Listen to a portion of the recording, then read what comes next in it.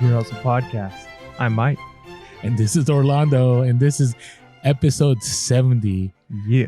Did you just change your voice for the intro of this podcast? Yeah, because with the really kind of classical fancy music, I figured I should come in with like a cool fancy accent or something, but I decided just a little more somber, serious. We should flip the music like next time.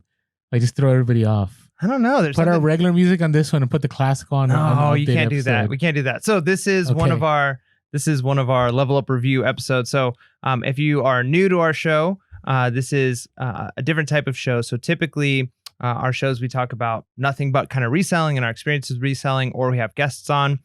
We talk about reselling.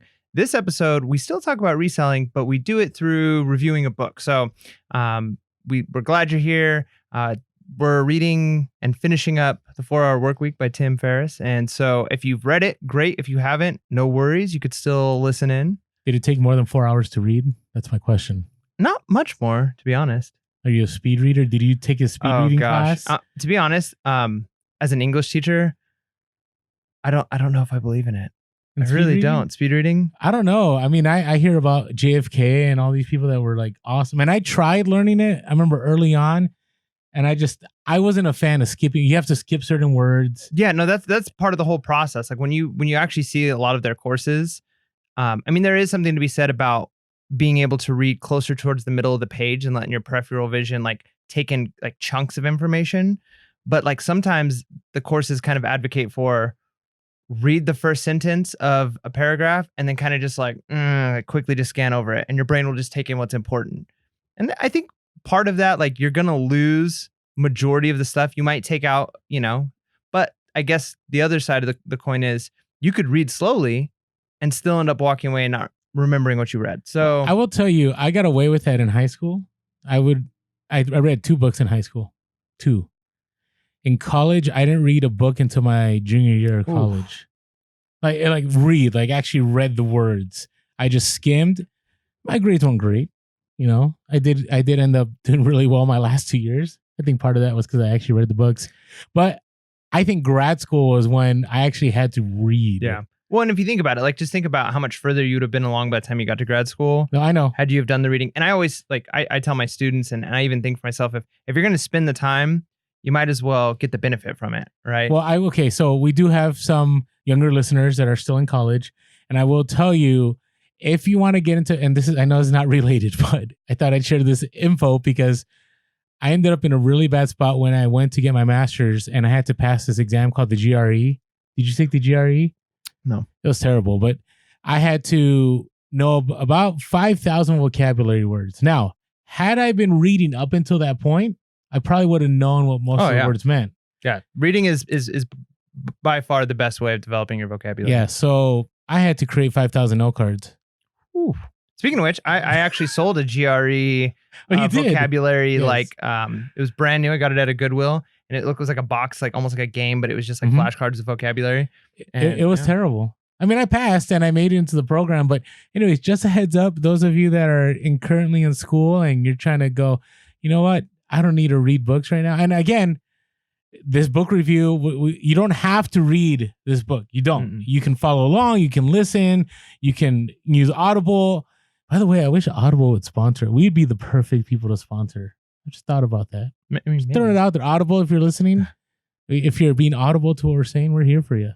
So anyways, that's our tips. If you're in school, let's get down to the basics of Tim Ferriss's The 4-Hour Workweek, part 2. Yeah. So, and here's the kind of the interesting thing. So part 1 was kind of focused on, because he had this like acronym that he used. And part 1 was kind of focused on, I feel like more philosophical theories about how you can kind of be free. Right. Mm-hmm. And it was more of like change your mindset. And it wasn't until the end of part 1 of our review where he started to talk about the like automation. Right. And you kind of know that that's kind of a big focus of that. And it starts to move more and more as we're finishing this book into this idea of like automating your life, what that would look like. And to be honest, I was really excited for the practical.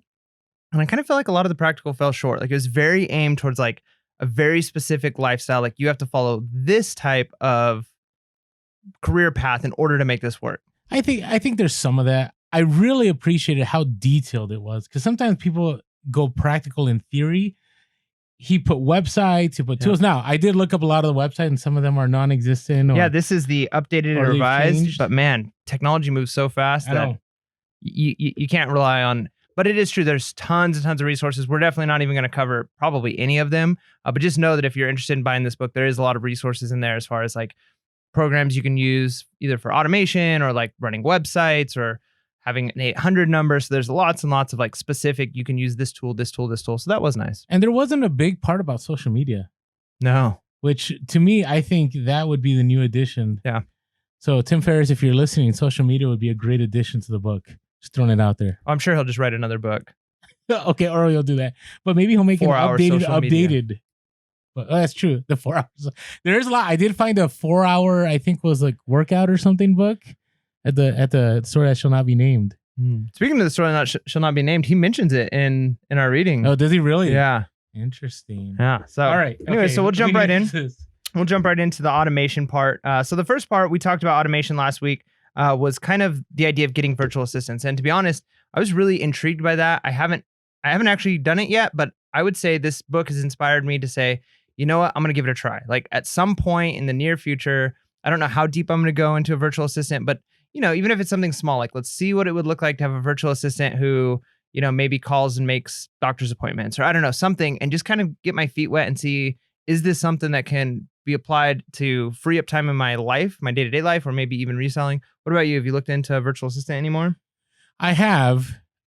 I'm up in the air in the sense that and as far as this line of work, as far as reselling, there's many things they can do. So if I was doing, let's say, Amazon and I was looking for items, right? If I was doing some online arbitrage, would be helpful. If I was doing Poshmark and I needed somebody to share closets, it would be helpful. As far as other items, I'm still trying to figure out, you know, because there are repricers, so you don't need somebody to reprice things. There are some people that have mentioned they use it for social media, and I am totally opposed to that. I think everything we do always needs to be organic. So every reply you get from us, it's from us. Well, what about though, like Cellhound, right? Like in a way, they almost become like virtual assistants if you use something like that. They do, right? but again, I think it's a great program if you have too much inventory and you don't have time to sort through it. The other issue is they set the price, they set the keywords, and they do a great job with SEO. So I don't know.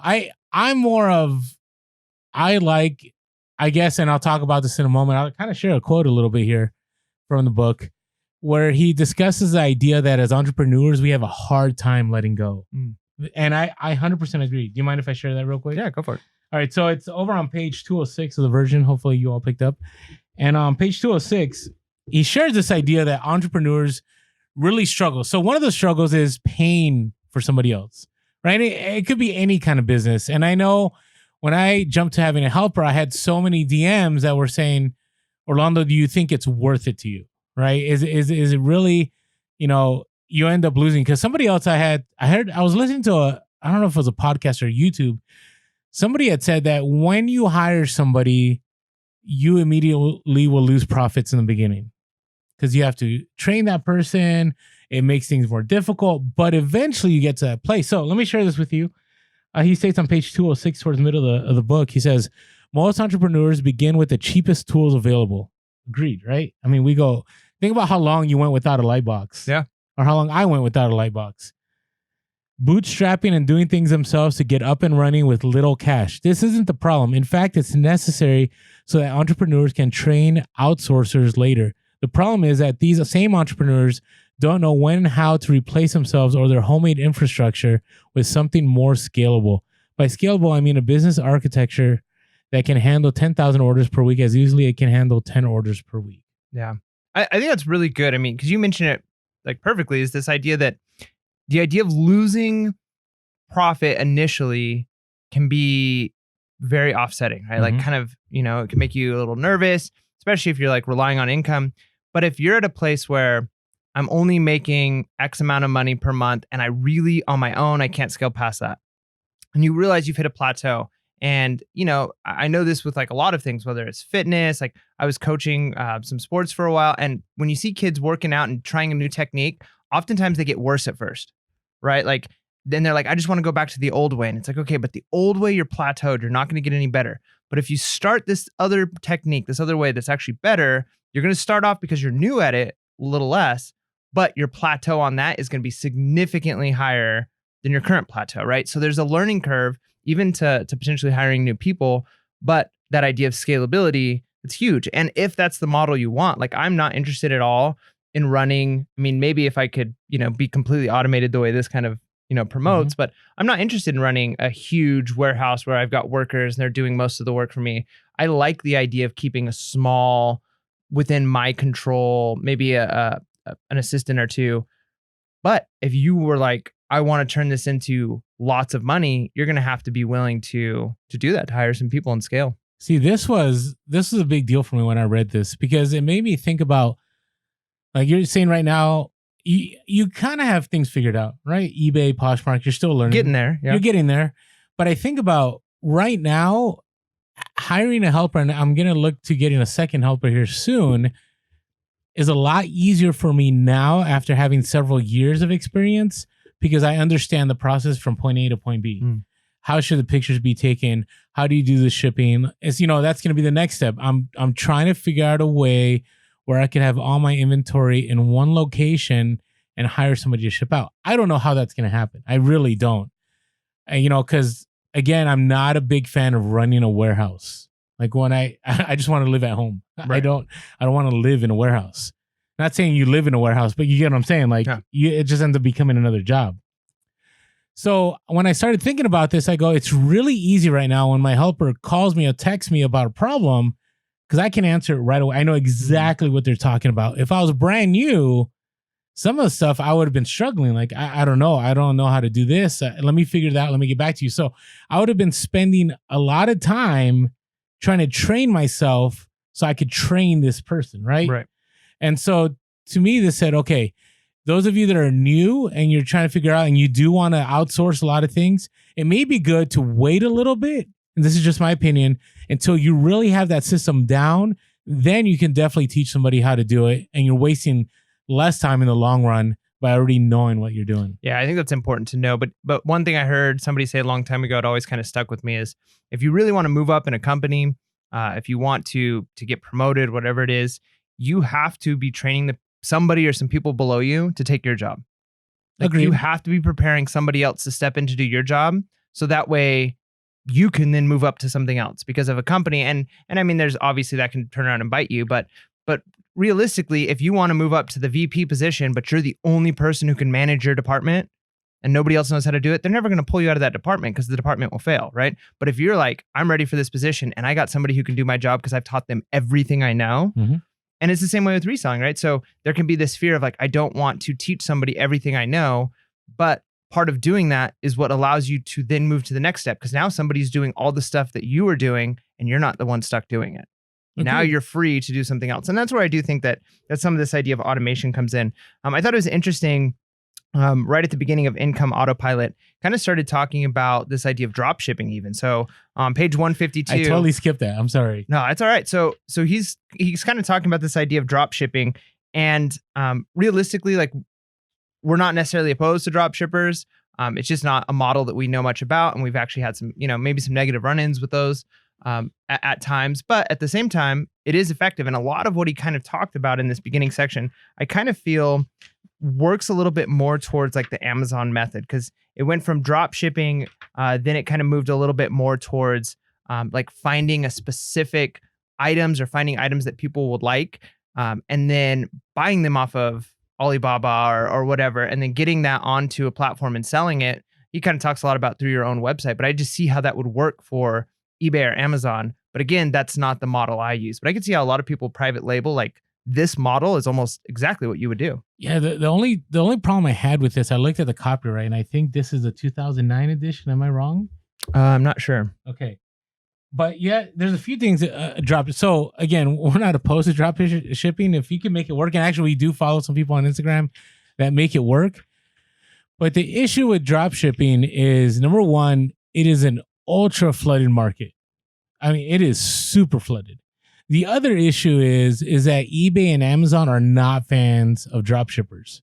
So there are policies in place. There are algorithm. I don't know what you call them, but the algorithm is trained to spot drop shippers and drop them lower in the search. So in '09, if this is when this was the updated version, I mean, I'm looking at the last copyright, it says '09. Even if let's say it was 2015, so much has happened since then that this model of drop shipping before I think social media took off in the reselling community would have been super effective. As of now, I mean, there's been studies. There was a study, I can't remember, but that the main way that drop shippers make money is by selling courses about drop shipping. Oh yeah, for sure. Right? I believe that. And actually, he talks about that in here too, Yep. which made sense to me. So I actually looked up the company on here that was the drop shipping company, and they no longer drop ship; they sell sounds. Yeah. So if you're a company that you're a school or a nonprofit and you want certain sounds, I think for like $1,200 a year, they'll license you out a certain amount of sounds for you to use. Yeah, and I've used programs like that, and actually those kinds of platforms. And he talks about specific people who run businesses like that, and it's good. It's finding a niche. And one thing that I thought he did really well is he offered a way of finding a good niche for products that sell that I really haven't heard before, and it was this. So on page 160, and when he's talking about trying to find that item, one thing he says is go into a bookstore, go into a Barnes and Noble or something like that, and find something, a category, some kind of topic that has its own magazines and has more than one, like 2 or 3. So think of like cycling, right? Like you go into a Barnes and Noble and you're going to find like 5 or 6 different magazines on cycling or photography or cooking. And there's but different. Do people still read magazines? Well, I think the point that is trying to be made here, and I do think that people, if you're in very specific niche markets, okay, there at least will be a magazine. Now, will that be the primary? People are probably using the internet and YouTube primarily. But if there is a printed magazine for whatever it is, a certain specific type of, gardening decor, well, then that means there's a lot of people who are obsessed with this thing, this hobby or whatever it is. And that might be a good place to start. And he suggests now open up those magazines and then start looking for the advertisements in there. What are the things people are selling? What is it that people that are into this niche, what are they buying? Right. And that gives you a big insight into potentially an area you might not know anything about, right? So if you're interested in selling vintage audio, maybe find some magazines that do vintage audio, learn some stuff by reading through it, but then also look at what is being advertised to them, because you can start to find what are like the little things that these people in this hobby need and want. And that might be a niche to break into. Well, it's like anything in business though, right? When you're able to solve somebody's problem or provide something that fills the gaps, there's money to be made. Yeah. But the good thing with doing it this way is a lot of the market research is already done for you. If companies are paying for advertising in a printed magazine or on a website for a specific type of item, then you know that this is probably an item that people are looking for. So instead of just kind of guessing like maybe people want this, it kind of is like you're allowing other agencies to do all the market research for you, which I thought was a pretty interesting idea. Now, you got to be careful, because if you go for the obvious ones, those are probably flooded markets. So you want to look for those niche, a little bit off from center, hobbies and stuff, and then dig into those. And I think ultimately you really have to have a passion to do this. So I'm reading this and I'm going, okay, maybe there's money, but could I finish what I've started? Like, could I go from, I got an idea, I went in, let's say I go online, right? The magazines are online and I find, and I start thinking about a product. Then after you think about the product, well, then you have to figure out where are you going to manufacture it from, right? And right now with the trade issues, China probably isn't the best option for you. Well, maybe it's not like you're manufacturing the items, but maybe you now know, even as a reseller, what are things I could be buying and selling. No, I get it. But again, it's that. But as a reseller, that I'm passionate about that, right? So that I can do. And again, I'm always very big, and actually, Mike and I talked about this before the podcast. There are some that say do what makes money and continue that process.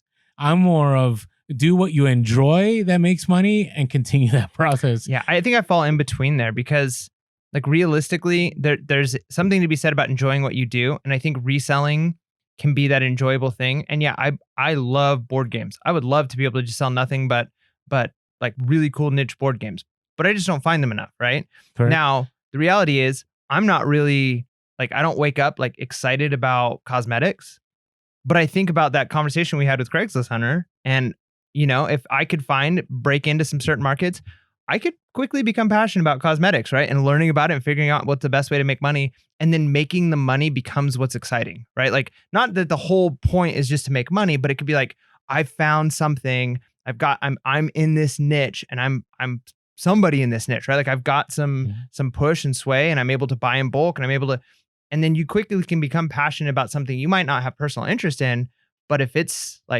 your way to freedom out of the 9 to 5, hey, I think there's still something to be said for that. I'm not disagreeing with you. I think there's value to what you're saying. I know for myself, I can't go down that road anymore. And I know for many of you that are veteran sellers, you can't go down that road anymore.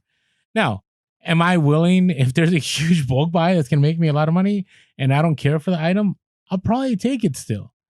But it can't, to me, it just can't be the only thing. Because then you've created your own 9 to 5. You're your own boss. You've put your own limitation to what you do. And you're forcing yourself to do things you don't want to do.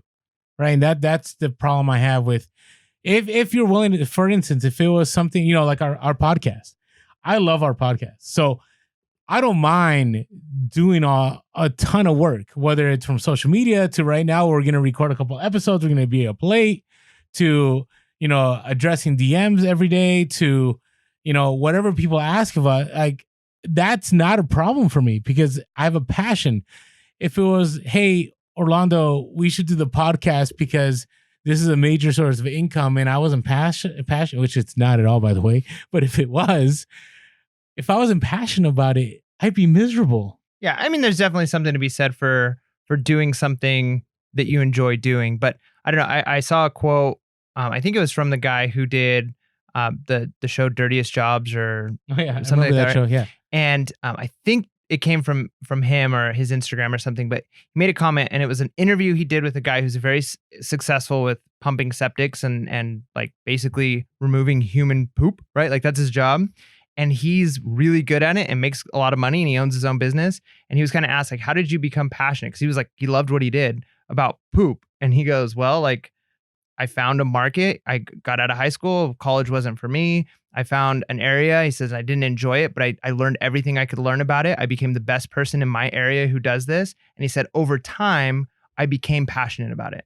Like I did something that I was good at, and I allowed myself to work hard, even though it wasn't like a glamorous job. And I do think there's something to be said for that. So I think there's finding that middle spot is where you should be. No, it's true. I mean, I've gone through enough counseling and therapy that it's always like emotions follow actions. Right. So if you constantly do an action, eventually the emotions will follow up. Right. So I get that. I think it's how we function as humans. I don't know. I think you can go either way with it. You just got to choose. You're in a place right now where you want to have some enjoyment in life, and I think that's a good thing for sure. He does mention in here when it comes to the items you should sell, he mentions that it should be in the $50 to $200 range. He says most things sell like in that range, that kind of mid range. Is that what you find like even on eBay? Like what's your thought on that? 100%. Well, I think right now I would say 20 to 50. I would say it's, most of the bread and butter is around that rate. I make, I have my home runs that are over $100, and those happen a few times a week, but most of the time it's 20, 50. But I see what they're saying because there's also the value proposition, right? If you're paying $20 for a course, who's going to pay $20 for a course, right? You're not going to, but if you make it 50 or make it 100 or 150, then it's like, okay, there's obviously some value here, and that's why I'm going to pay. Right. So I understand where he's come from. And if you go too high, right, you limit. Now, there's one thing he did say, which I completely agree with. And I think it's the same thing in the reselling world or anything you do. He talks about on page 159, it is more profitable to be a big fish in a small pond than a small undefined fish in a big pond. Right. And I think that's where whatever you're doing, and if you want to relate to reselling, if you're able to source those items where there's only so many of you in that pond, and we see this, and we talk about this in our last episode about, adapt or die. If you're able to do that, you're going to have consistent sales. If you end up in a very saturated market, right? And you're not really, and I'm not saying you have to define what you sell, but most of your stuff is in a saturated market, and it's some of it isn't unique. This is why I talk about, and I know we're talking about a lot of reselling, but this is what we do. If you have a lot of items that don't have specific keywords that are different that set you apart, you're gonna have a hard time selling items, right? If you're selling a bunch of Gap sweaters, that's gonna be tough. Banana Republic or whatever it is. But if you're selling, you know, let's say Rain Spooner, Lionel Trains, anniversary Hawaiian reversible shirt, it's gonna be a little bit easier to sell. Does that make sense? Yeah, I think you're probably right in a lot of ways on that, but I also think you've got a narrower market. So the one nice thing, and I do think what he says is true with the being the small fish in a big pond versus big fish in a small pond. But I think that if you're selling more of a generic item, you might have more competition, but you're also reaching a wider audience, right? Whereas if you've got a very specific type of Hawaiian shirt, you got to hope somebody's looking for Lionel Train, Rain Spooner shirts, as opposed to just a medium navy blue Gap V-neck sweater, right? Like that might be an item that sells. If you look in the number, the velocity of sales over the course of a month, it might be quite a bit higher and it might actually even out, so I don't know. I don't know. I will tell you how many people have those sweaters listed, right? And so when you compare the Hawaiian shirt, you have train collectors and you have people that like Hawaiian shirts, right? So you have both genres. But again, it's one of those things, you just got to find those items and whatever it is. I mean, he talks about it later on that you also have to find those items that you don't have to constantly, I would say, answer. Like you have to know what you're talking about, where you can break it down. I don't know if you saw Oh that. gosh, it was hilarious. Okay, so he has a whole thing where he says, and this is different because we sell. If you got 1,000 items in your store, probably 950 of them are unique items, right? Like True, you might have us, yeah, because we're one-off exactly kind of sellers. So now, if you're the kind of person who's private label, you might have the one item, and this would apply to you a little more. But he makes this comment about having everything about your item. You need to have a frequently asked question sheet that can answer, because he says otherwise you'll just be like inundated with the most bizarre questions. And he was talking about like a supplement he sold, and some of the examples of questions he was getting was like, can I eat bananas with your product? Will it make me fart during dinner? Blah, blah, blah. And it's like, I can imagine customers asking like crazy questions, because we get that even with our stuff. Like, does the shirt smell? Well, I mean, if it smelled, I would say that. Like, so people ask weird questions on things. And so if you are a private label or you've found a way to manufacture your own item, you better have all of that stuff ahead of time. Any kind of question someone could ask in a frequently asked questions, so it frees up your time and you're not answering questions. But I like that he says that, because I've been thinking, all the time people buy things that are ingestible or topical. For me, I stay away from that stuff all the time. One is because you definitely have to have insurance, right? Because anything can happen. And yes, ultimately, the people that will get sued will be Amazon and will be eBay, but you may be included as another party, right? The other reason is you, unless you 100% were behind the creation of that item, you really don't know, right? You don't know the effects, and everybody functions differently. So it made me think about, okay, those of you that are starting, I get this all the time. I get people that ask me, are you okay? Why don't you sell shampoo? Or why don't you sell, I don't know, nail products? Or why don't you sell a bag of chips? And again, this is just my opinion, but for me, I like sleeping better at night. And so I don't deal with it, and I don't deal with these questions. Now, luckily, if you're selling these items on Amazon or something, or eBay, there's a lot of other people, and so those questions get answered. But again, you want to make sure it's something that I think you're knowledgeable about to a certain point. And he talks about that later on, so we'll talk about that. Now, the one thing that I kind of had issue with on page 165 was when he says, creating a product is not complicated. It's in his best interest. I mean, realistically, he's selling this idea. This whole book is selling. I mean, you've got to get people thinking like, this is doable for me, right? So even with us, with our podcast, I think people appreciate that we're real, but it would be, if we were trying to sell a course, we would not intro the course with, this is a very hard thing that's not guaranteed, and you're going to have to spend a lot of time and a lot of work and research, and you might not make it. Like, that's not how you would sell it, right? Agreed. So if you're selling information, if you're selling, you've got to do it with like, anybody can do this. It's actually not that hard, right? So of course he's going to say that, but just think about how many people, even the people who've read this. I mean, we've had a few of our listeners who mentioned that 4-hour work week has changed their life. And I'll be honest, like, I've taken some of the things they talked about in this book and I've already applied it, right? Like, even some of them was like the idea of like negotiating. It talks about negotiating a little bit in this upcoming section, but even in the past with like how to deal with walking away from a job, right? And it talks about that in this section too.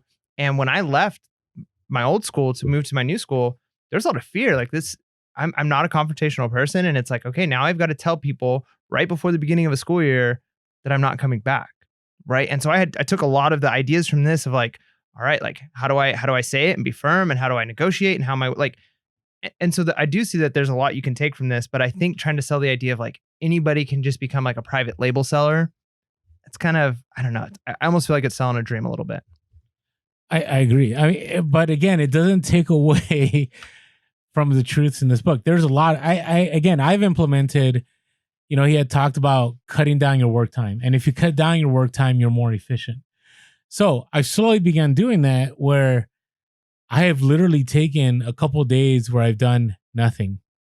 Now, with eBay, you probably need a list, but I actually have been more effective knowing that, hey, I only have this amount of time and this is what I'm going to do. And so I work harder during that time than like, oh, you know what? I don't work in the 9 to 5. I'm going to take my time. And then next, I never get stuff done.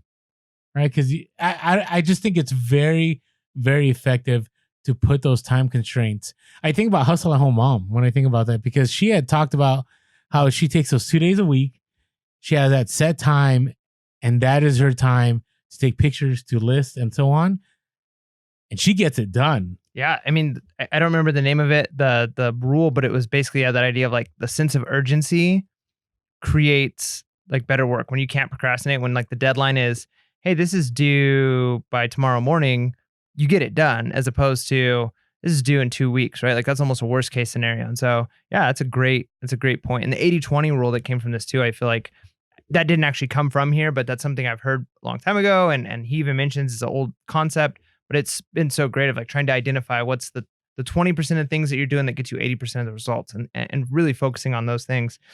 He talks a lot about selling information, which I don't think probably applies to us, even though we do a podcast. Let's talk about it a little bit though. Sure. I mean, but one of the things is like, as I'm reading this, I'm almost like, okay, I could see how, like, if me and you wanted to create a course, like, we could pull a lot of the stuff from this. Exactly. That's why I wanted to talk about this, because I finally understood why in the reselling community we go from, I'm going to share information about selling on eBay, on Amazon, to I'm never going to sell you a course, to I'm selling a course. Right. And I get it. And again, we've always said we're not opposed to courses. We always say fully vet them, investigate them, make sure it's worth your time and money. But I get it. I look at the numbers he showed here. This is a small number compared to what it is now. He said that in 2002, 65 million worth of information moved through their doors in 2002. And this is talking about the three that he mentioned, the Carlton Sheets, Lucinda Bassett, Tony Robbins. That number overall, I think it's in the billions now. Oh, yeah, for sure. And these are just these three. I mean, overall, it's in the billions now. Yeah. So we always talk about this, right? Getting a piece of the pie, not having the whole pie, just having a piece of the pie. Yeah. And if the pie is huge, there's a lot of pie to get. Yeah. Yeah, it's a huge market. And he even makes a comment, like, one of the reasons he says it's not hard, and he gives some practical advice. Like, if you want to sell information, like, some of the things he says is great, as far as like join an organization, read the top 3 best books in that field. Because he made a good point. He says you don't need to be an expert in the field. You just need to know more than a small portion of your potential customers, right? Like, and it's kind of true. Like, it's sad to say. It's also troublesome though. It is, but think about, like you said, when the pie is huge, people are going to go look at the top and they're going to get information from there, but they're also wanting information from other places, right? And if he mentions like the idea of selling speed or teaching the speed reading courses on college campuses, and he's only got to read a couple of things about it, learn about it a little bit, and then there's a market for it. And so he he knows more about speed reading than anybody else at the convention, right? So he's the expert there. Even though in linguistics, nothing against Tim Ferriss, but he probably has almost no actual deep understanding of like linguistics, right? Like how language works and all this stuff. But if you know more about speed reading than anybody else in your group that you're talking to, you are now the expert. I struggle with this because it made sense. He talked about on page 169, use the following questions to brainstorm potential how-to or informational products can be sold to your markets using your expertise or borrowed expertise. So he has a bunch of questions, right? But he said, aim for a combination of formats that will lend itself to $50 to $200 pricing, such as a combination of two CDs, which we wouldn't do CDs anymore. We'd release in some MP4 YouTube format or, pay subscription or Patreon. A 40-page transcription, a quick start guide. So I get this. I mean, and it's not like, again, we're not posted. We've been approached, right, to put together a course and to sell it in perpetuity. But I struggle with it. And the reason I struggle with us selling a course is, number one, we always say we're not experts. We're always learning, right? Two, I would hate to steer somebody in the wrong direction, all right, because it makes us culpable. And again, I don't know if legally it makes us culpable, but morally you would feel. Morally, I would, right? And the other part is, I want you to learn. I want our audience to learn how to do it themselves. Right. And my experience has been trial and error is the best teacher. I could be wrong. Again, I always say if you can fast track your way to learn how to resell certain things on eBay and Amazon, and there's a course out there that'll make it happen, do it.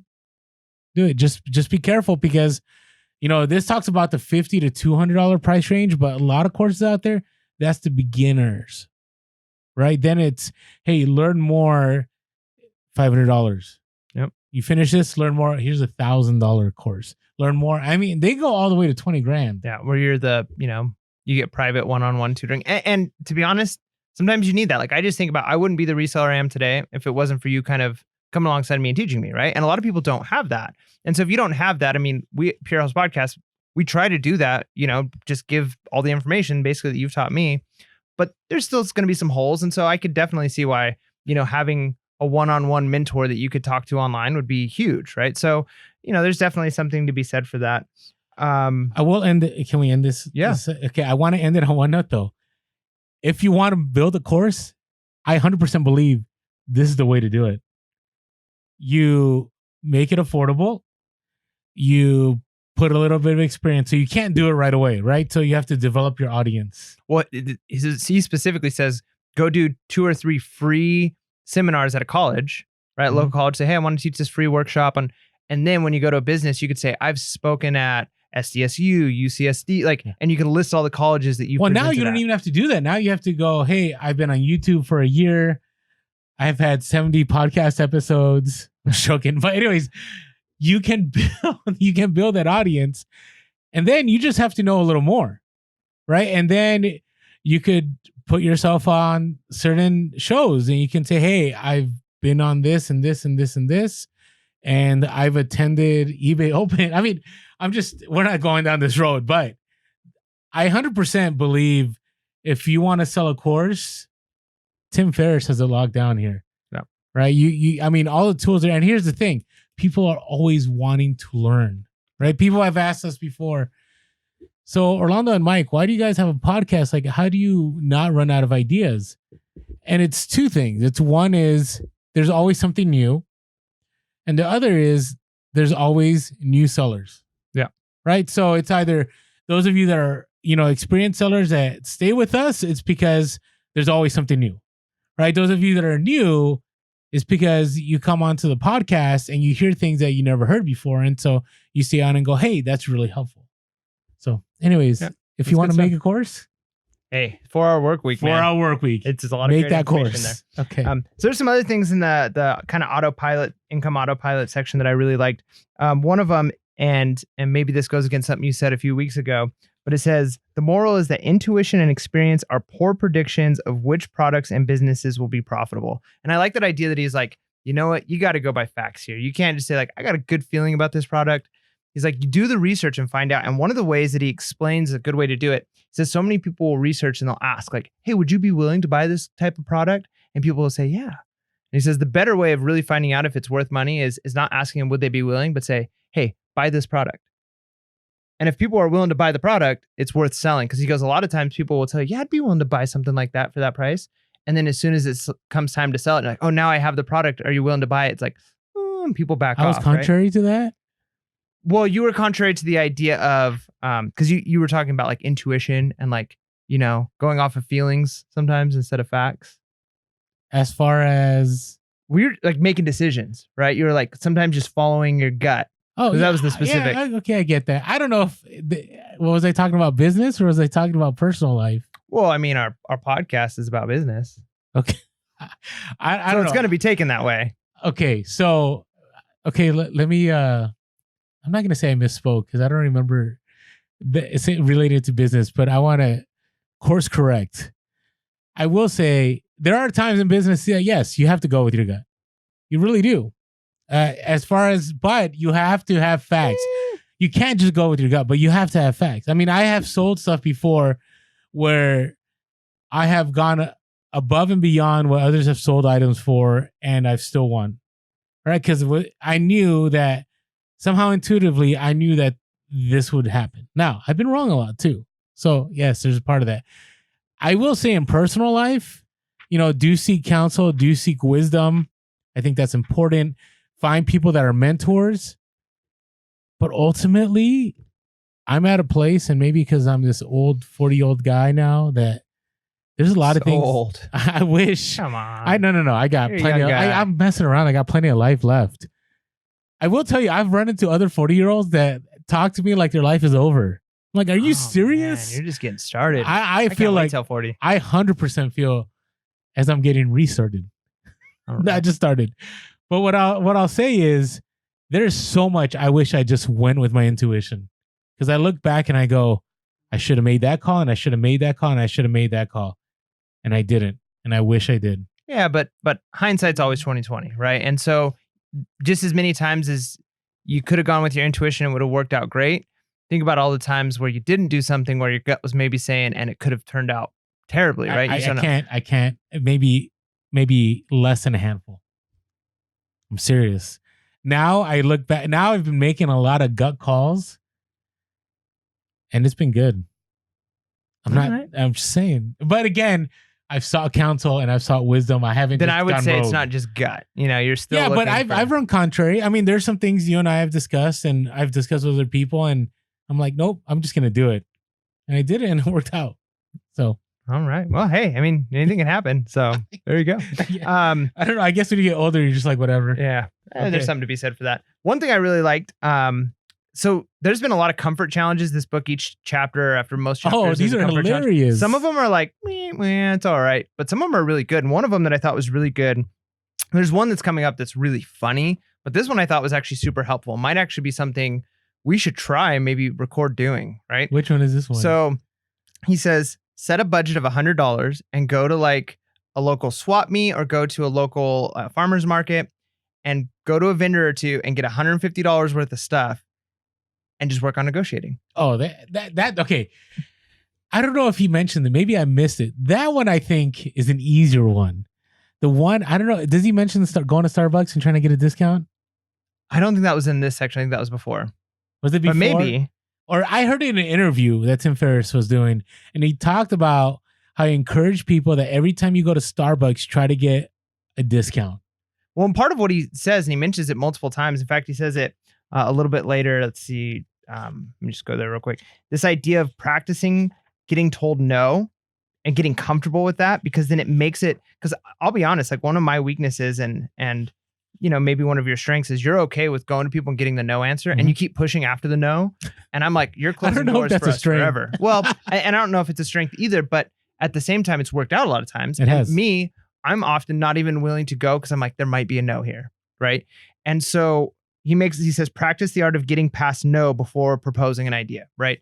And part of that, I think, goes right to this idea of negotiating. He's like, be totally fine with walking away and not making the deals, but just get used to It's a comfort challenge, right? Get out of your comfort zone. And I think that's a good one. Go to Starbucks and ask for a discount and get the no.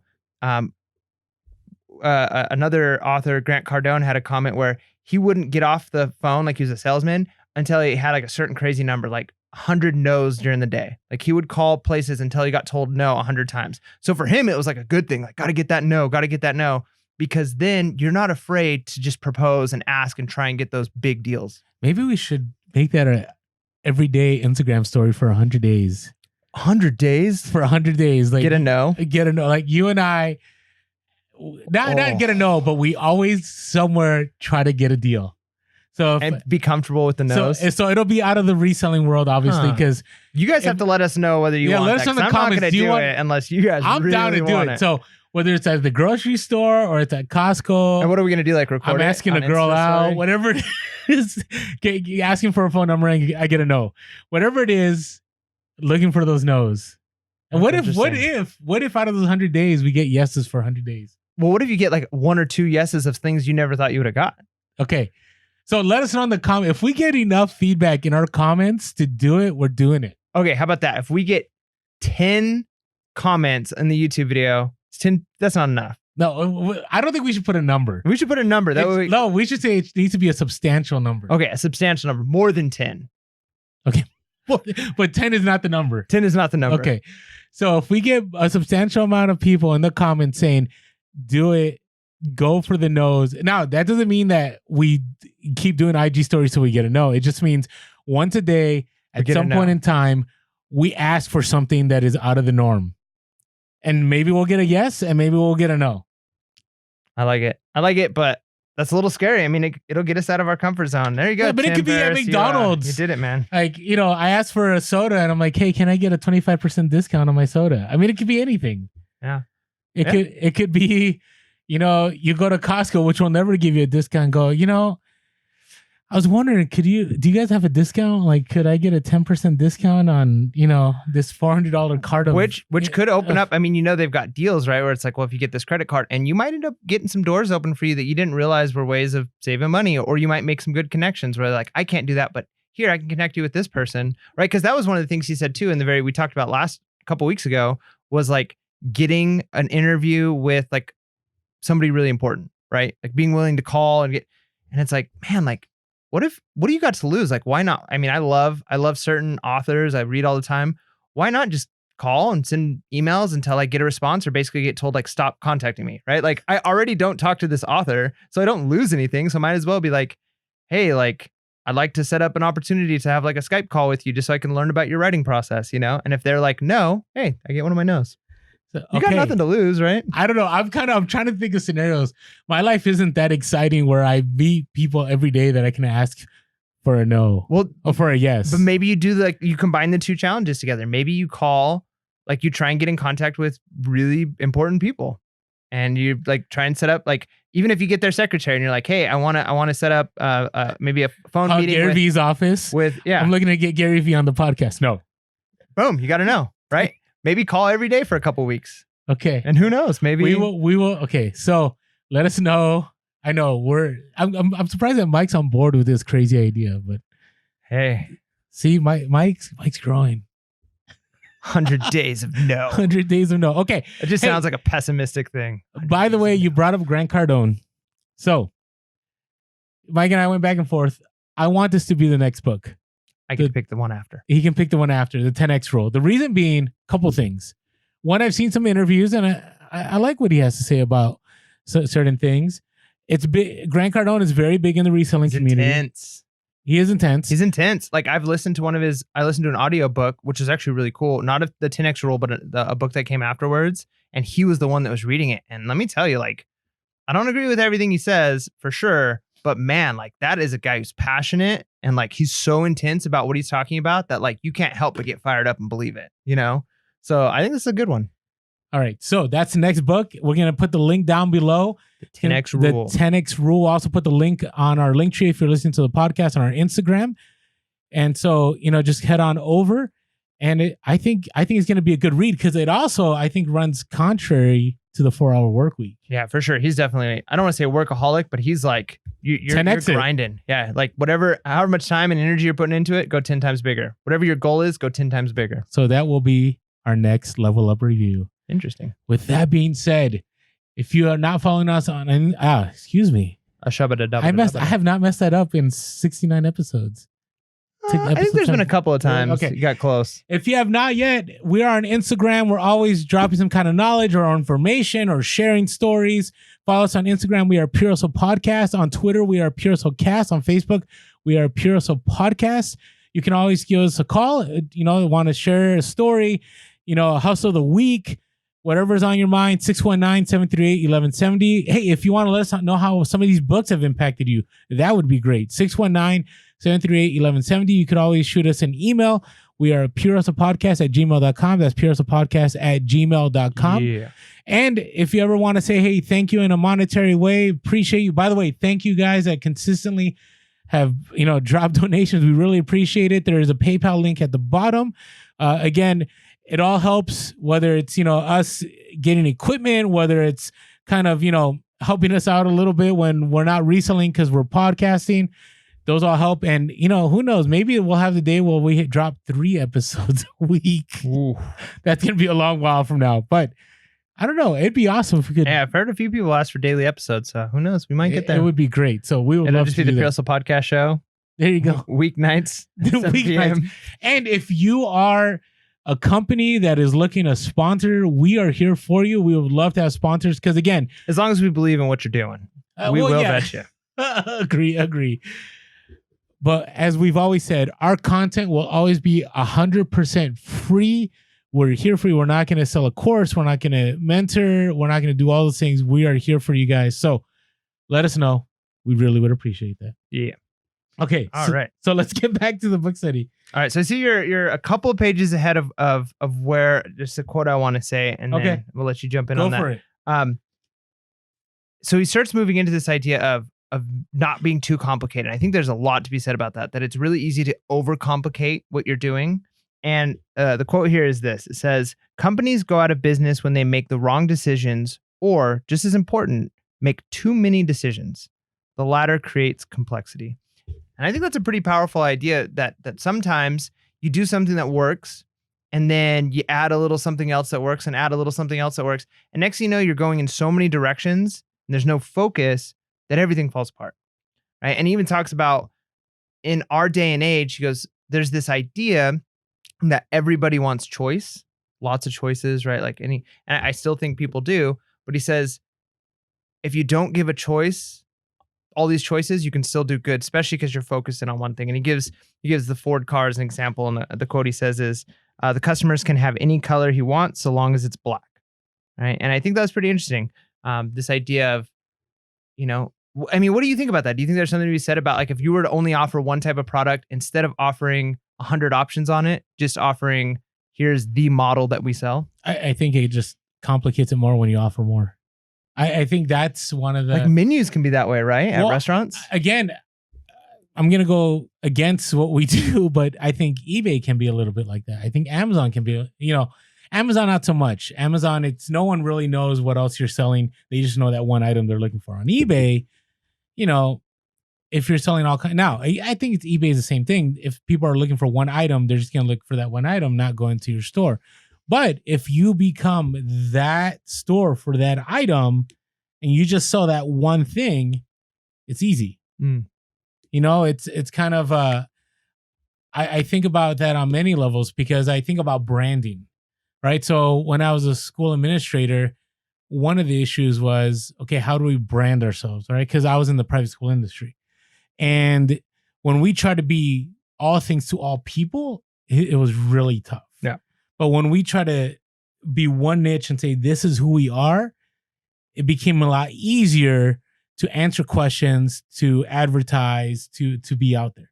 So I think there's a lot to be said. I think as even when you're doing, YouTube or when you're doing, a podcast or you're doing social media, I go back and forth about this, but when you try to be all things to all people, it becomes difficult because you have different audiences that are expecting certain things.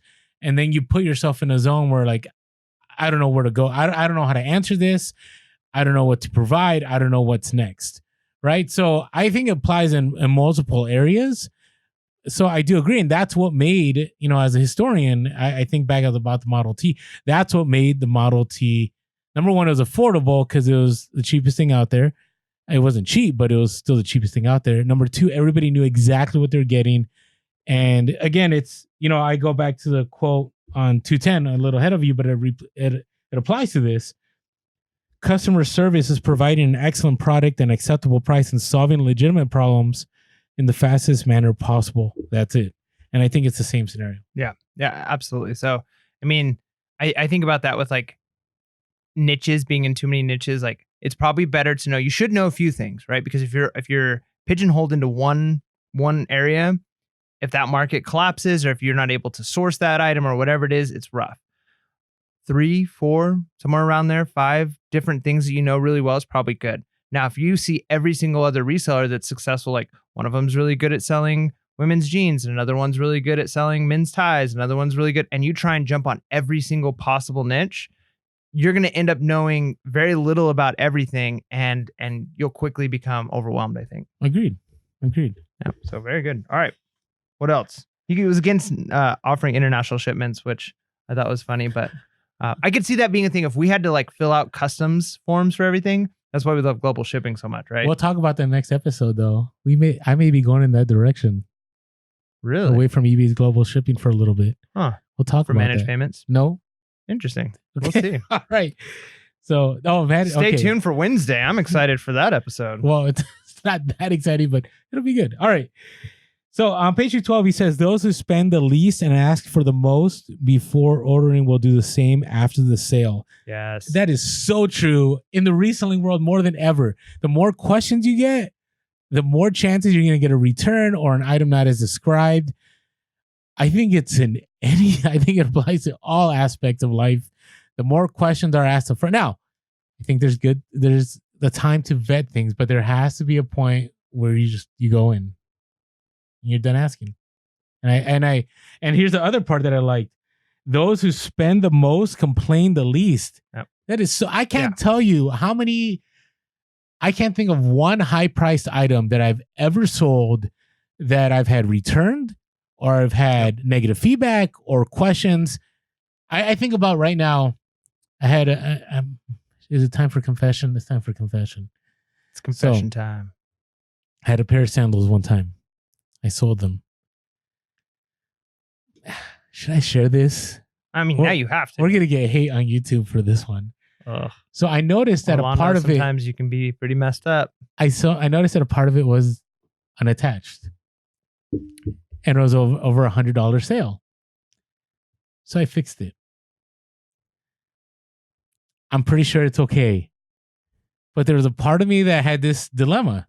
Do I contact this person and tell them that this part is messed up, or do I just fix it and maybe the person will never know? And I realized it was a high price buyer. Man, I'm going to kill my business right now. Nobody's going to buy somebody catches this, but this is the only time I ever did this. And I fixed it. And I fixed it to a point where I knew it would never be a problem again. Super glue. I'm not going to tell you, I fixed it. And I never had a problem again.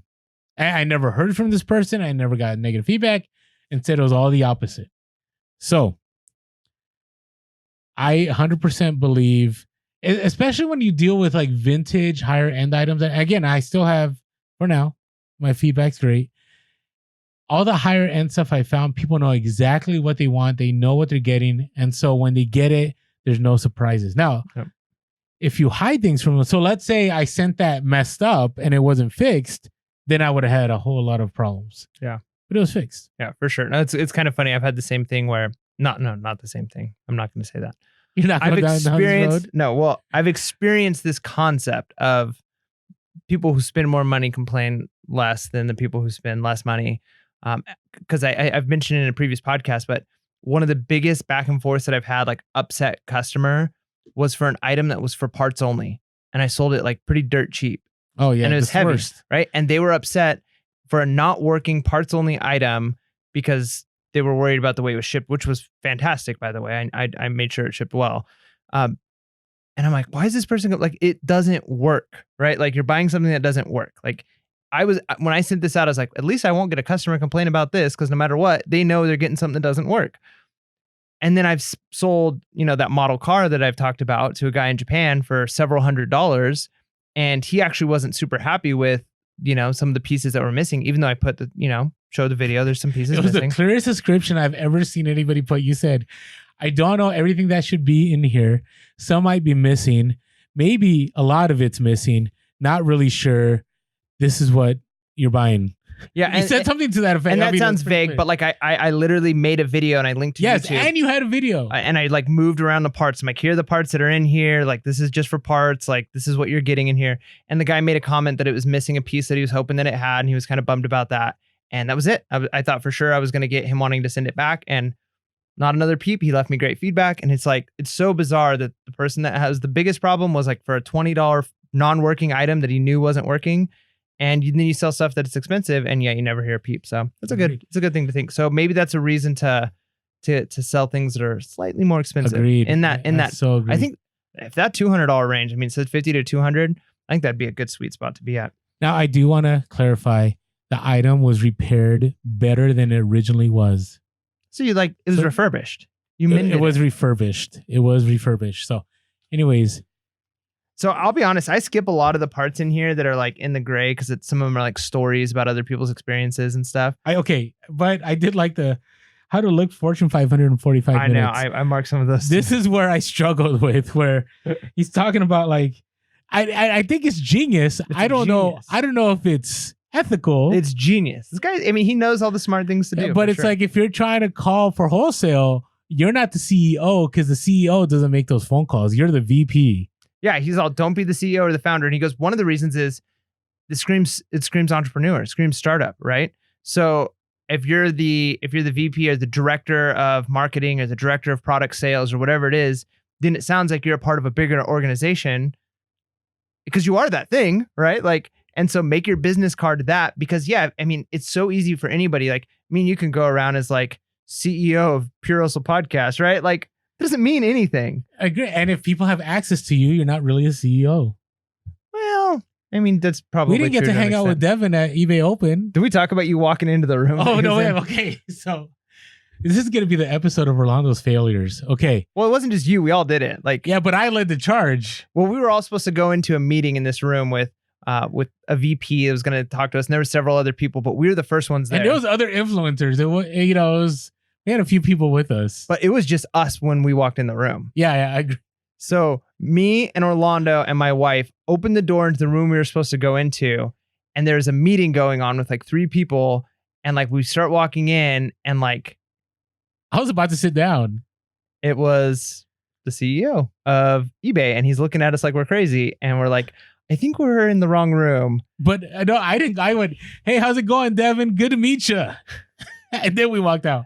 Yeah. I had to be courteous. And then his bodyguard like walked in front of the door and like stood in front of the door for the rest of their meeting. And then, but his bodyguard left to get a drink of water or something when we walked in. Yeah, so it wasn't like, it was a total fluke thing. That, I mean, it was the right room. They just moved where our meeting was supposed to be.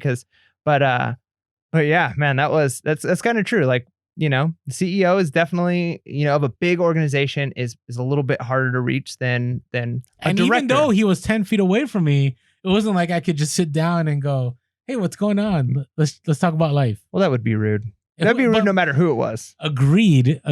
But again, it's one of those things where it's that air of, and I don't diss it. I get it. His time was valuable. He was in a meeting. Like, that would have been rude, and it would have been, I think, improper for him, and some of you might disagree, for him to stop what he was doing to talk to us. Yeah. No, it's good. I mean, I think that's a good idea. So if you're going to make, I mean, obviously we talk a lot about having business cards.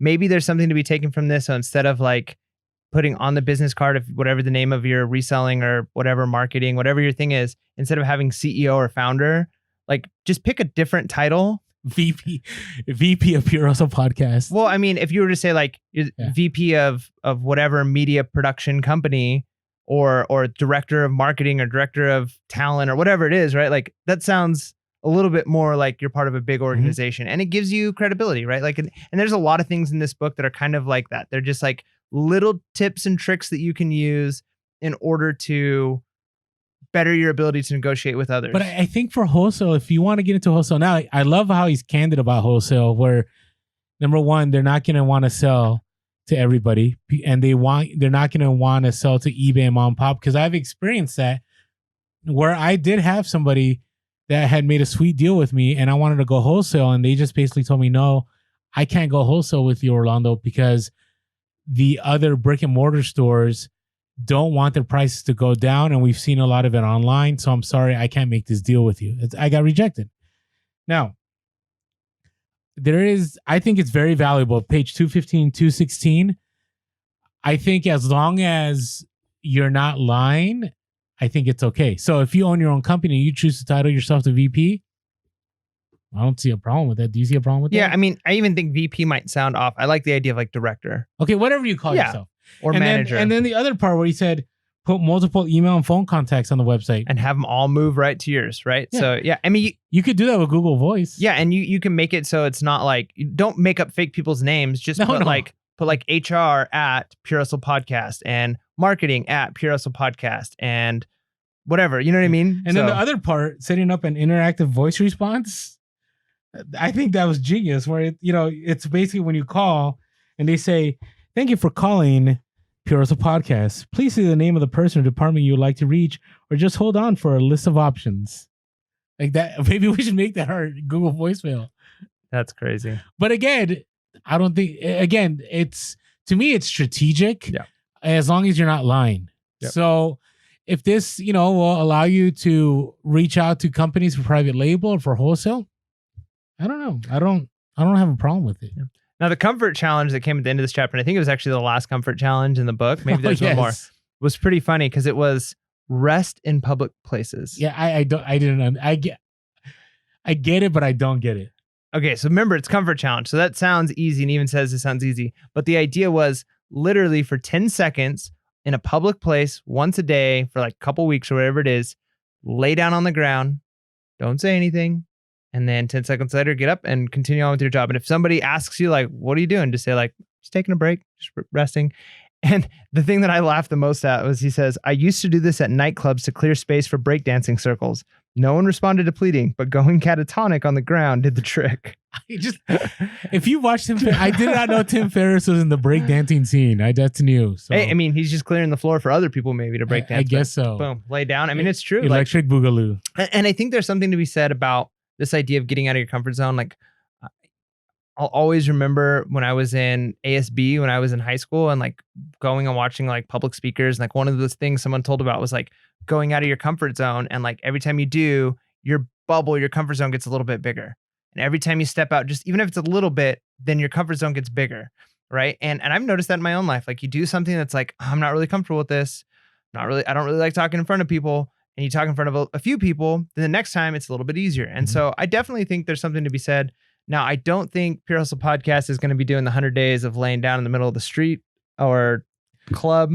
Let's go with the 100 days of no first. I like the no. Yeah, this one, I don't know. But hey, let us know. What are some things? It would look so clickbait if we did. It would be totally to people. I mean, unless you knew why we were doing it, if somebody coming across our Instagram would go, what are they doing? What is the purpose of this? Start a trend. No, but I mean, let us know. What are some things that you've done in your life to kind of get outside of the comfort zone? What are some strategies you use? Because we love to hear. I mean, that's a really important thing, is getting out of your comfort zones and, celebrating that too. Because, if you're like me and you're a little more introverted, or you're not necessarily great with doing those kinds of things, what are some of the successes that you've had? So leave a comment down in the comment section of ways you've been able to break out of your comfort zone. Are you ready for the next chapter? Yeah, we're moving on to liberation. We're at the Disappearing Act, which is liberation. Liberation. So I think this is where you and I are going to not struggle with one another, but struggle with some of what was shared in the book. Maybe. Okay, let's see. So I get, I don't know. I don't like the term new rich, just because it kind of sounds, I don't know. Does it sound a little elitist? I mean, it does a little bit, but I understand the idea of how there even used to be old money, new money, right? Like back in the 20s, that was big, like new money coming up, old money. And I almost feel like there's maybe another shift where there's an old guard, an old way of doing things, not necessarily old money, because I don't feel like there's really as much old money as there used to be in that same way. But I think there's like traditional, which he kind of talks about, like traditional ways of developing wealth, and then the ways that people are doing it now, which I mean, even think of social media, like a lot of the traditional wealth people would never do these things. And Mm-hmm. the new rich, as it were, like they just have a different mindset for sure. Agreed. I do see what he's saying though on page 229, where he basically sums up that the old rich, they were titled by, this is so and so from, this location and from this location, that now it's unlimited mobility, right? That the new rich. And I agree with that. It's one of the reasons you and I went back and forth about I'm not a big believer in owning your own home. Remember we talked about that with the richest man in Babylon. We went back and forth. Grant Cardone has something to share about that. Yeah, too. no, he's very against owning homes. Yeah. So I see it. I'm back and forth. I will tell you, if the market crashed, I'd probably buy a home right now. Oh, absolutely. I'd probably buy some more. I would buy a duplex. That would be the first thing I would buy. So we're not there yet though. We're not there yet. I can't wait. That hopefully our podcast lasts that long. Well, and it's interesting because I was just talking to my wife about this the other day, and I won't spend a lot because I know we got to finish this book review. But we were landlords for a short time, a house that I had owned, and our tenant, we only had one tenant, and she destroyed our house. It was the most terrible experience we've ever experienced. I'll have to share it sometime. It's actually kind of gross and funny, the things that happened in that house. But Oh wow. we sold it, and we made quite a bit of money on the sale. I mean, not like so much that it was like we could, quit, but like we made some money and it felt good being young and being able to sell a house, and we had some equity in it. But I think part of the problem was I was very against getting a property manager to manage the property, to rent it out, to handle all of that, because I knew I wouldn't be making a lot of profit on it. In fact, I'd probably be losing $100 or $200 a month. But then I've thought about it. I'm like, all of those years ago, I sold that house. What if I had to pay $100 a month, $200 a month on that house because whatever tenants in there isn't covering everything plus the property manager? Basically, that means I'm fronting $100 to $200 bill to own a home. And if I'm building hundreds of dollars, maybe thousands of dollars of equity every month on that home, right? So I was just not thinking back then. I didn't see the long-term idea of, even if I'm not making profit on it, I'm building equity. And that's one of the things where we kind of went back and forth on the richest man in Babylon. But yeah, and this idea of being able to be mobile and take these mini vacations, I still don't know if I agree completely. Because a lot of it is, yes, it's absolutely cheaper. I've been to many, I'll just say like third world countries, and I've done some like projects there, and it's amazing how much you can do with very little money. But I still had to pay rent and electricity and all of those things where I was at in America. Yeah, maybe I could eat out for a month in this country, really good food for $10, $20 a month, like very inexpensive. But I still have to pay the electricity and water bill where I'm at. Otherwise, when I come home, I'm going to have all that stuff turned on, buy a new place, put a new down payment. So there's still money involved that doesn't really get talked about here. Well, the other part, before we go to that, let me go to a part I think it was a very powerful statement, which I deal with all the time. Page 237, he says, while entrepreneurs have the most trouble with automation since they fear giving up control, employees get stuck on liberation because they fear taking control. Resolve to grab the reins. The rest of your life depends on it. And I really do believe that separates the two. Whether, and I am always wondering, like, am I supposed to be an entrepreneur?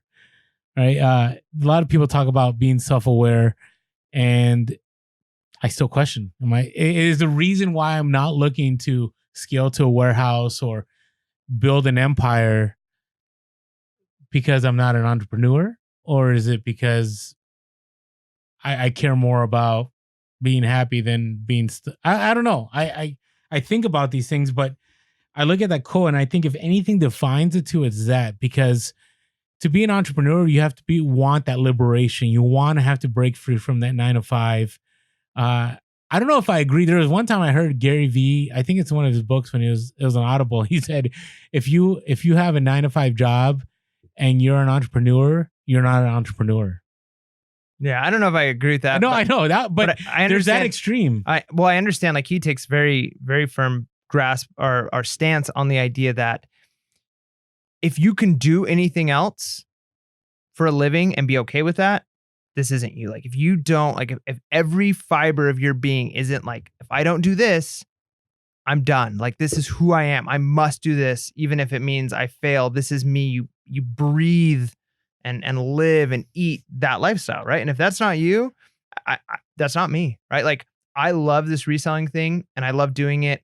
It's more than a hobby. It is an income. It's a job, and I enjoy a lot of aspects of it. And there's aspects of it I don't enjoy, but I just, like you said, being self aware, I don't see myself wanting to do this as like the only thing. But part of it because I'm passionate about teaching too. So because I have this other passion, I know that I can't devote 100% and sacrifice everything to make this into a multi-million dollar business. I get it. I'm also, I see myself as liberated in the sense that, and I've shared this with you, and I think you've seen me grow stronger in my passion about I will never go back to working for someone else. Right. So I did take up a super part-time teaching job, but I'm an independent contract. So that means I don't answer anybody. I can quit just as fast as, well, in California, you can quit anything because there's at-will contracts. But I'm my own boss. I choose how I do things. I choose how I teach. I choose how I grade. And I can walk away if I want, right? I'm not answering to anybody. But to ask me to go back to a place where I have to fall in line with a structure, I just can't do that It's anymore. not who you are anymore. Hey, and that's okay. I mean, like you said, for being now, self-aware. maybe when I'm 45, that'll change. Who knows? But for now, when you're 45 and so much wiser and more experienced. I don't know. I just keep going back to Craigslist Hunter and his interview when he asked me, "What are you going to do the next 5 years?" And I, my reply was, "Just keep doing what I'm doing." Because right now I'm loving it, I'm enjoying it, but I really don't know what things will be in 20 years. So that's good. Yeah, this section, there was a lot in there that I thought was really good about, like, even as an employee, and it'd be hard to go through all of it step by step, but I definitely read the book if you haven't and you're interested in this, but of kind of like taking power over getting time off at work and being able to work from home. And I do think we live in, I feel like businesses and time often are a little bit behind the times, right? I think they're completely behind the times. I think in education is behind the times. Education's behind the times by easy 10 years, especially like when it comes to technology and things like that. But one of the things, and I don't know if I agree with it completely, but I do think there's something to be said. The idea of schools initially, like the way schools were set up, was almost to like mimic the factory work that people were going to go into. And it makes sense, right? Schooling is to prepare the child to be successful, give them the tools they need to be successful in the world that they're going to enter. So it made sense if most children were going to enter into factories and that was going to be the way they were going to be able to provide for their families and make something of their life, then it made sense to structure school in a way that was preparing them for that, giving them the skills. Here's the bell, here's when something starts, here's how you, and very structured, very organized. But the thing is, times are a little bit different now. And I think certain businesses, the cutting edge businesses get that, right? Like that's why places like Google and Amazon and those types of places have campuses where there's not traditional desks and people can work from home. They come in at different hours and there's, slides and, like weird stuff because they know that getting the most out of a millennial employee is different than getting the most out of even a Gen X or a baby boomer, right? Like times are different. I agree. So I'll give you an example that I directly can relate to. So when I was an administrator, I was the odd one out because I always, we'd always have teachers that would leave early, right? They got their work done, they were ready to go, and there was a lot of other people that were in administration that were like, you have to stay here till 3:30 or whatever, you have to stay here till 4. And I always, you would approach me and others would say, hey, Orlando, is it okay if I roll out? I'm like, you got your stuff done. I don't care. Like, it doesn't matter to me.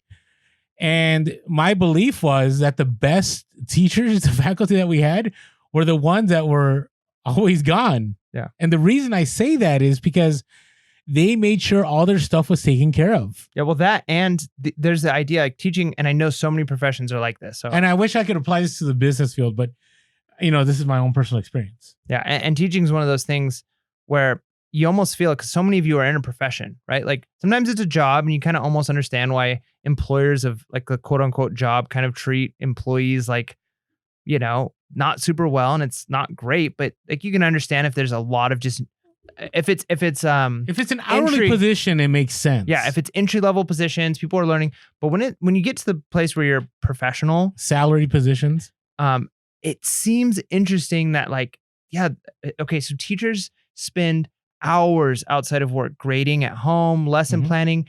I mean, I would stay up sometimes till 1, 2 in the morning grading papers, preparing for the next day. So yeah, the idea that I need to be inside of a room or behind these certain walls for a certain amount of time just to fulfill a contract when I'm going to go home and put in another 4 or 5 hours just seems silly, right? It's like you're not trusting me as a professional. And there's a lot in this book Tim Ferriss has of how to slowly kind of convince your boss. And some of it is a little sketch, right? Like, I mean, I give him credit for being, I don't want to say manipulative, but he understands how people works. I think some of it's It manipulative. is. And I mean, one of the things was like, take a couple of days off, call in sick for a couple of days, but work from home, maybe even without even telling them you're going to be working from home and be more productive on those days than you ever are while you're at work. And then go into the office and say like, hey, I know it's gone those 2 days, but look at how much I accomplished. Like, here's this idea. I'd like to try and stay home a couple days a week and get work done. And they said, while you're doing that, don't only just be more productive while you're at home, but be a little less productive while you're at work. Right. Like, and there's this idea of like showing them that, hey, when I'm not under your watch, I'm still performing my job. Well, and that's the thing. I will say, I was only a administrator for 5 years, which would be a management position anywhere else, Mhm. right? The way things are set up. And there is nothing more if you're in a position of leadership where you have people working that are salaried. There's nothing more that will kill morale than you forcing people to work for the sake of working. So if they have stuff done and they're excelling and they want to take that time, let them take that time. You will do so much more in building morale with that person and getting that person to trust you and go the next step and go the extra mile than you could ever, I believe, with raising that person's salary, or which I think you still should. But there are ways that you can get people to be far more effective than money. And one of them is by treating them like professionals and understanding that as long as things are done, don't make them labor just because they have to. Yeah. And one of the things that he says that it might be applicable to some of our listeners is if you attempt these things, if you're showing that, like, hey, I can be productive at home, I don't need as many hours like on the clock, whatever it is, and you go to your boss a couple of times and you ask for like opportunities to at least prove yourself and you keep getting rejected, he basically says, jump ship. Like there's never going to be an opportunity for you to excel in this place. And I think that's a good place to be, is to recognize,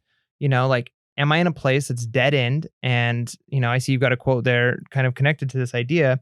But am I in a place that's dead end that's not going to get me anywhere? And he says, like, most people aren't lucky enough to get fired and die a slow spiritual death over 30 to 40 years of tolerating the mediocre. Right. And it's, he's like, who cares? Maybe you get fired. Like, be willing to go and say, like, here's what I want to do, but always have a backup plan. I think he's a little extreme with this. Well, there's two things. Okay, so we're going to wrap things up in a little bit, but I want to end on two things, if that's okay.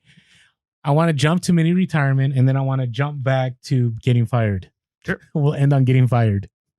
All right, so what are your thoughts on the mini retirement section towards the end? I don't think it's realistic for most people. Okay, let's explain it to those that haven't read it. What is he saying? So essentially the concept behind mini retirement is instead of cramming in vacations where you take 2 weeks of vacation in a year and you try and do it all, right? Visit everywhere in Europe and you try and do this and you don't actually end up getting any rest and you can't enjoy it because it's like basically being a starving person that goes to an all you can eat buffet for a day, right? And it's like, that's not sustainable. It's not really nourishing. The idea of a mini retirement is take months or years away, like a year, up to a year, away from work and save up money, make sure you have enough. Maybe you've automated your life to a point where you can absolutely walk away from everything and go to Fiji for months or go live somewhere in Europe for 3 months instead of just taking vacations. And I don't know if I agree with it, man. Well, again, it's supposed to be if you follow everything up to that point, right? Where you have that income that you're able to do that. Now, the one thing, both of you and I are both family men, right? Yeah. So we both, you're married, you have kid, I have kids, and at the one point when I was married, this would have been brutal. I can't say, hey, Yeah. hey everyone, we're gonna go to Fiji. It would have been a great experience, but and maybe if we had that income, but again, my struggle was with. I think there needs to come in place where there's some kind of stability, and maybe we're countercultural here. I don't know, but maybe we're not the new rich. Yeah, maybe not. But I find that stability. I think about schooling. I think about being part of a community. It's very hard to do all those things when you're constantly shifting. Now, if I was 18, 19, in my 20s, and I was single, I'm definitely doing this. Yeah, and I think one of the reasons why I feel like this almost has the feel of selling the pipe dream, as it were. Wow, you went there. Is it looks to me like, the ads before a lot of, YouTube channels where it's like a young guy in his 20s and it starts off with like, I didn't graduate high school, or, I didn't go to college, and he's like super ripped and he looks really great and he's like surfing and he's like, I only work 30 minutes a day and I'm here in like the Fiji. YouTube ads before our podcast. Yeah, sometimes those come up. But I mean, and it's like, if somebody would have told me this 10 years ago or 5 years ago, I would have never believed it. But now I don't even have to work and I've got all this money coming in. All you have to do is pay X amount of money and I'm going to teach you how to do it. And that's how they're able to be out there on the ocean, hanging out with, all the people that they're hanging out with and drinking. And that's all their life is because people are paying to say, how do I have that life? Right? Like they're making money off of selling this dream. And so I feel like I think there were so many good things in this book, so many like nuggets of like, oh, that's really cool. I pulled a lot of awesome quotes, but I just feel like this part of it, it's like most people, I don't think of resellers, most people in professions can't take that long away without losing momentum in the field that they're in. Or losing momentum in creating friendships, creating a family, all those being things. Part of being part of a community, whatever it may be. I think that's very difficult. So that's just. But I love the story that was in there though, which I thought was great, of the guy who was a fisherman, and I'm just going to summarize it. The guy in Mexico. Yeah. So there's a fisherman. He went out. He was able to catch enough fish in a few hours to feed his family and to sell to the market to have everything he needs. So he only works a couple hours. And an American guy comes up and is like, wow, like, how come you're still not fishing and getting more? He's like, well, I've got everything I need. And he goes, well, how do you spend the rest of your day? Well, I go home and I go on a long walk with my wife and I hang out with my kids. And then I go play guitar at the bar with my amigos every night. Like that's how I spend my time. And he's like, well, let me teach you a way that you can make a lot of money. He's like, instead, keep fishing and then end up buying a boat and then a fleet of boats. And then in like 10 or 20, 25 years tops, you'll be able to like have this multi-million-dollar company that you can sell for an IPO and you'll have a ton of money. He goes, okay, well then what? Well, then you'll be able to spend time with your family and go on long walks with your wife and go play guitar at the bar with your amigos, right? And it's like, he already has that life. Like, why work so hard? And I do think that's one concept that I even had to like have a paradigm shift on, is why work so hard to get a life that you can have without working quite as hard? Mm-hmm. And I think that's a good. Maybe it's not on a grand scale, but it's still the same kind of life. Yeah.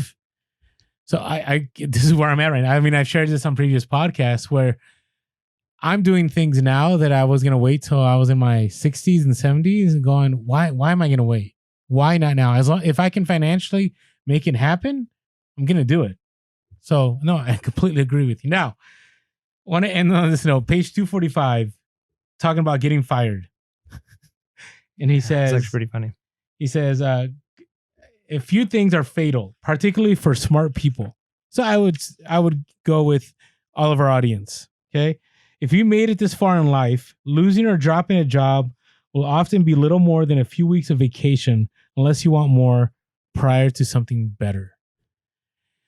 And this resonated with me because I have never been fired in my entire life. I've always either found a new job and had to resign, or no, that's pretty much it. But here's the thing. I can't get fired now, but I wish at some point I did get fired, because then it would have put me in this place where I wouldn't have seen everything in such a fatal view. Right? Because I always had this, thing, like, I will never get fired. I will never get fired. But what if you're getting fired because somehow, in some sovereign way, it is demonstrating to you that there's more out there for you, or there's something better for you. Yep. Right? It happens all the time. People stuck in kind of a dead end place, they get fired. They think it's a calamity that's going to destroy them. And they get that couple weeks of vacation where they can kind of reset, and then they can end up getting a job that pays better and they enjoy more.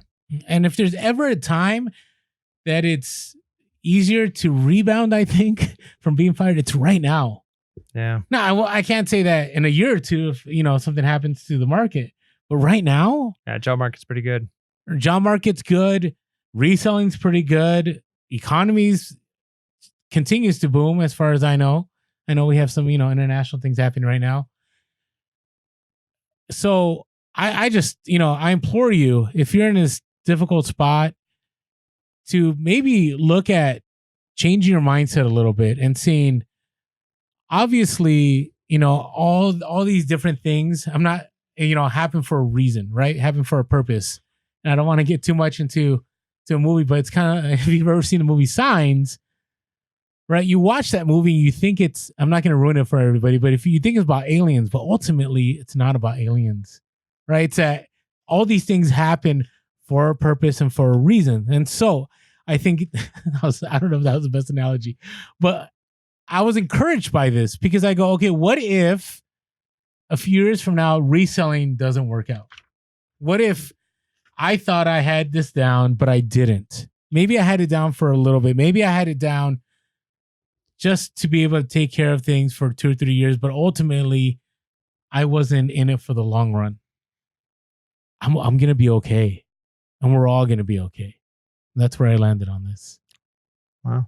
It's pretty deep, man. Was it deep? It's pretty good. I feel like there should have been more of a climactic ending to this. Well, I mean, I'll end it on, if you don't mind, a quote that it said here that I thought was pretty good. It was a Chinese proverb, and I think it kind of applies to this.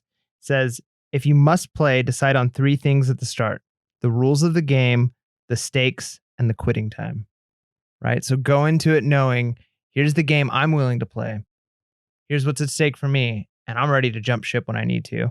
And it even says here, being able to quit things that don't work is an integral part of being a winner. And it goes with reselling too, right? Like, you might be in a niche and it might be time to jump or to adapt, like we talked about in our previous episode. Agreed.